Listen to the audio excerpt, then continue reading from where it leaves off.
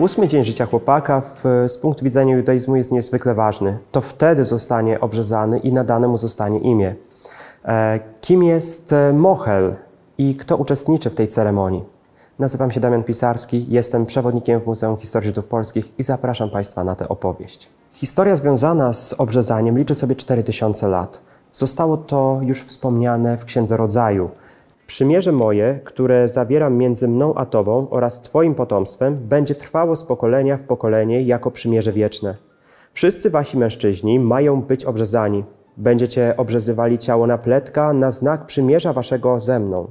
Z pokolenia w pokolenie każde wasze dziecko płci męskiej, gdy będzie miało 8 dni, ma być obrzezane. Przymierze moje, przymierze obrzezania, będzie przymierzem na zawsze. Zatem czym jest obrzezanie? Jest to odcięcie napletka na męskim członku. Ma być ono potwierdzeniem przymierza zawartego pomiędzy Bogiem a Abrahamem. Często zdarzało się tak, że w tych dawnych czasach generalnie dokonywał tego ojciec. Z biegiem czasu zmieniło się to miejsce na synagogę lub dom. Współcześnie cały proces najczęściej odbywa się nawet wśród religijnych Żydów w szpitalu, aby zachować warunki sanitarne. Ceremonia obrzezania odbywa się zawsze po porannym nabożeństwie. Ta ceremonia musi się odbyć również w obecności minianu. Oznacza to, że musi być przy tym obecna grupa 10 mężczyzn, którzy są dojrzali z punktu widzenia wiary. Oznacza to, że mają 13 lat minimum. Są osobami religijnymi.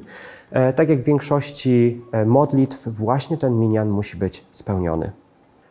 Dzień przed ceremonią do domu przychodził Mochel, który za zadanie miał sprawdzić stan zdrowia dziecka. Jeżeli dziecko miało gorączkę, było chore, miało żółtaczkę, takiego obrzędu nie mogło przejść.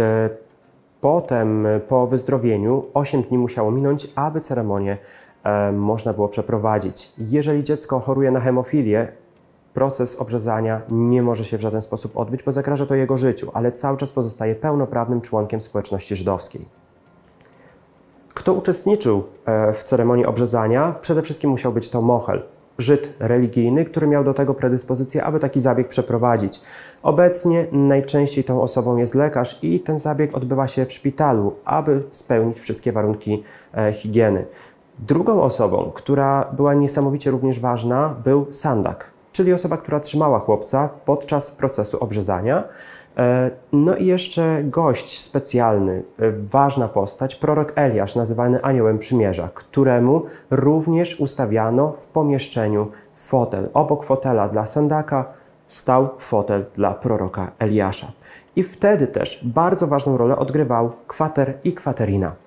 Kim oni byli? Najczęściej było to małżeństwo bezdzietne, które przez wniesienie dziecka do poszczególnego pomieszczenia, czy była to synagoga, czy był to dom rodzinny, mogli spodziewać się błogosławieństwa w postaci nadchodzącej ciąży, czy możliwości poczęcia dziecka.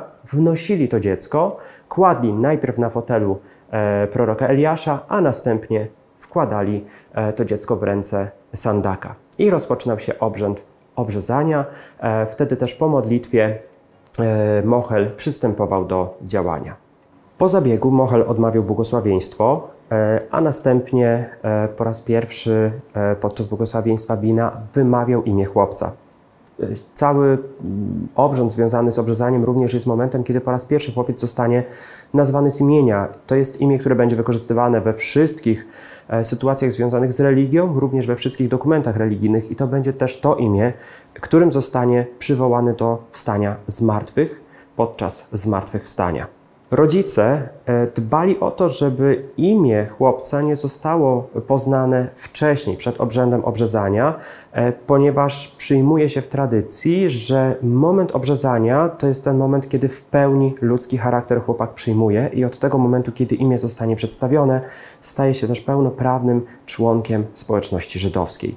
Jeżeli mówimy o obrzezaniu we czasach współczesnych, gdy ktoś chciałby zmienić wiarę i przejść na judaizm, to również takiemu procesowi obrzezania musi się poddać. Co w przypadku, kiedy chłopak albo mężczyzna już jest obrzezany, a przechodzi na judaizm, należy znów taki proces przeprowadzić, gdzie zostanie uroniona kropla krwi przynajmniej podczas takiego zabiegu, ponieważ ta kropla krwi ma nawiązywać do przymierza nawiązanego pomiędzy Bogiem a Abrahamem. Również zdarzały się lokalne tradycje, niekoniecznie związane z taką 100% tradycją żydowską, które mówiły, że rodzice dzień przed ceremonią obrzezania odprawiali różne rytuały w domu, po to, aby uchronić to dziecko przed królową demonów Lilith.